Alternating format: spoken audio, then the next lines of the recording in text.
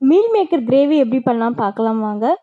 Hot வாட்டரில் meal மேக்கரை நல்லா ஒரு 5 to 10 minutes கொதிக்க வச்சு எடுத்துக்கோங்க. ஒரு கடாயில் பட்டை, கிராம்பு, ஏலக்காய், பிரியாணி இலை எல்லாம் போட்டு வதக்கிக்கோங்க. ஒரு 2 வெங்காயம் கட் பண்ணி அந்த எண்ணெயில் வதக்கிக்கோங்க.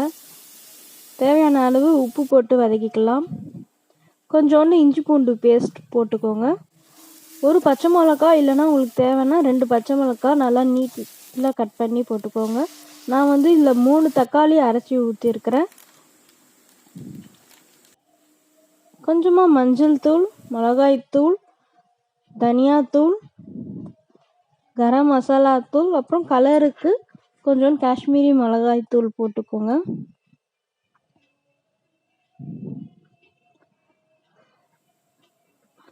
தேவையான அளவு தண்ணி ஊற்றி நல்லா கலந்துக்கலாம்.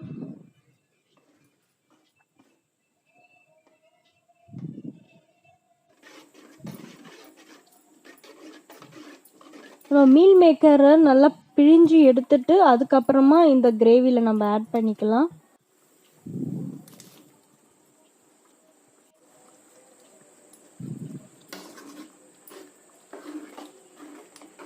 நல்லா கலந்து விட்டுக்கோங்க. இந்த கிரேவி வந்து நல்லா சுண்டி வரணும். இப்போ நம்ம கறிவேப்பிலை, கொத்தமல்லி எல்லாம் போட்டு வதக்கிக்கோங்க. கொஞ்சமாக கஸ்தூரி மேத்தி போட்டு இறக்கிங்கன்னா restaurant style meal maker gravy வந்து ரெடி ஆகிடும். இது நம்ம இட்லி, தோசை எல்லாத்துக்கும் தொட்டுட்டு சாப்பிடலாம். ரொம்ப சுவையாக இருக்கும். இப்போ லைக் திஸ் வீடியோ, லைக் பண்ணுங்கள், ஷேர் பண்ணுங்கள், சப்ஸ்கிரைப் பண்ணுங்கள்.